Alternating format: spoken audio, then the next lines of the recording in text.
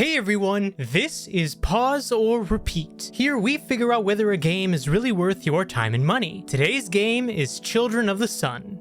This game is all about style. It's going for the retro PSX era style of graphics, a style that has in recent years been greatly appreciated by fans of nostalgia. But art direction aside, is the game any good? Let's dive into the gameplay and take a look.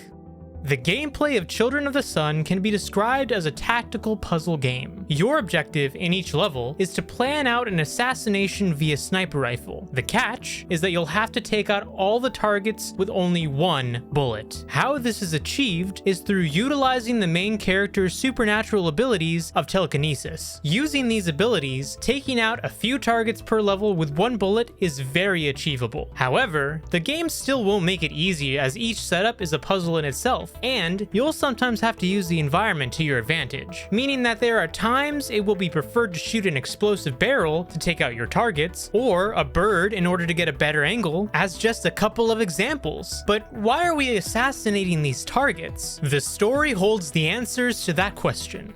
The main character, the girl, is the victim of a cult by the same name as the game. The girl's family was taken from her by said cult, and as a result, she has decided to eliminate them. A dead simple premise to understand, and is conveyed through some short cutscenes. But now the question still stands: pause or repeat?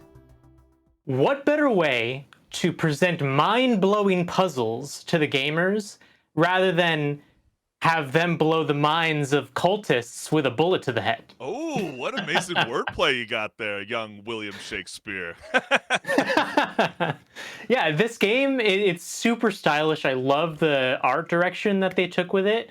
It's very nostalgic in a way, but that doesn't necessarily take away from the game at the end of the day.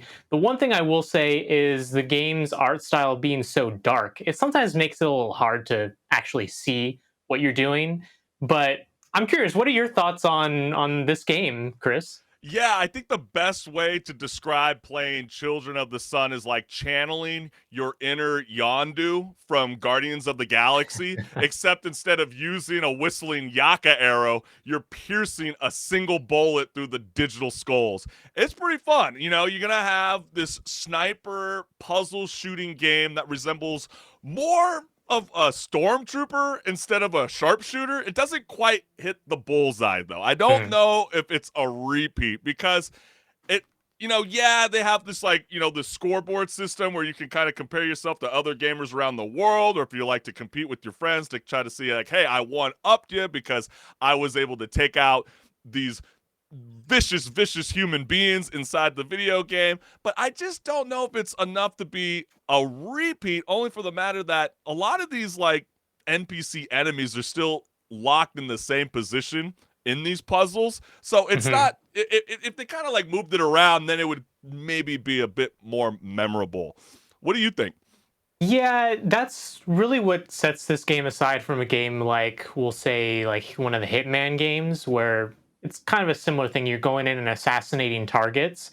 Different premise entirely, obviously, but this one, like, puzzle games are not really my forte in the first place. Shooters are, so it's kind of like bridging the gap there for me.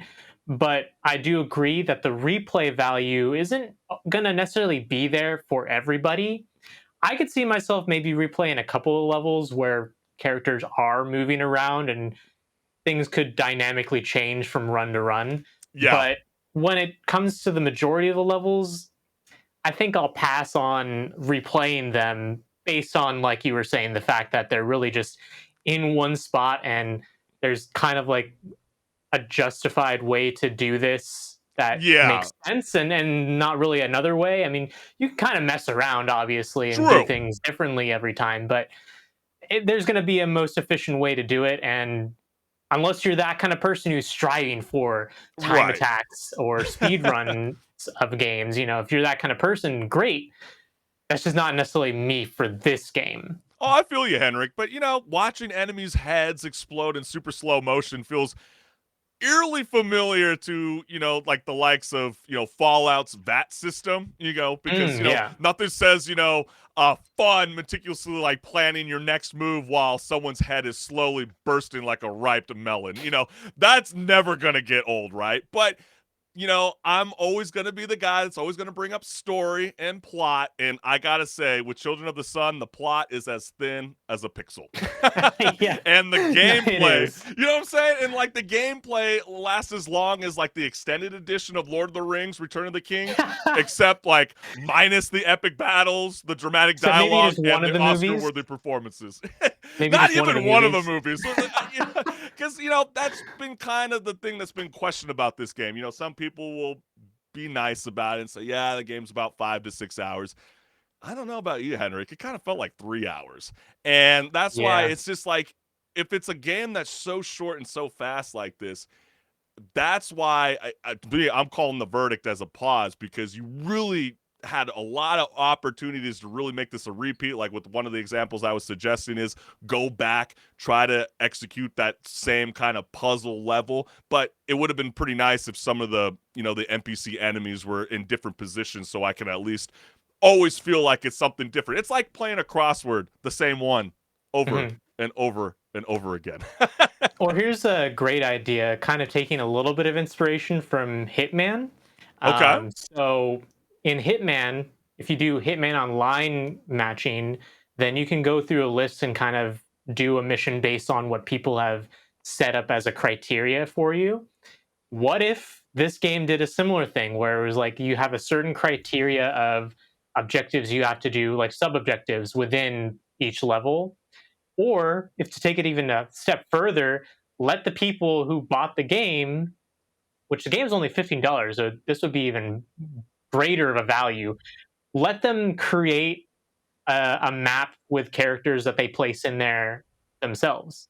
So people can go in and be like, "Oh, I'm going to place a dude here who's walking. I'm going to place a dude here who's looking at him, and he's just going to stand there. And let me place some other dudes everywhere. And let's see if someone can do something better than what I've done." Yeah, I mean, the more you start bringing up a lot of these great ideas, it just makes this game feel more like a passion project instead of a Mhm. finished product. You know what I'm saying? Like it's something about it just kind of eerily feels flat to me. But hey, everybody's always looking for a different spin, something new, something different, and that is something that I will give to this game, Children of the Sun. It definitely feels like its own authentic, piece of delicious pie that separates itself from, let's say, an apple or a pumpkin pie. So if you want to dive into something that, you never really quite tasted, but you definitely want to, lick the flavor up, Children of the Sun might be that game for you. But hey, I Yeah. haven't quite heard your verdict though. It sounds like you're kind of on the fence. Oh, What's I'm not going on the on, fence Henrik? on it. It is a pause for me as well, Okay. Yeah. unfortunately, because this game does have a lot of potential. I believe it's a good game to at least go through once, but maybe wait for a sale. Yeah. At least it's not $40 or That's true. $60, but wait for a sale maybe. That's a really, really good point. And hey, you heard the verdict here right now on Rage Quit Video Game Talk Show. But we got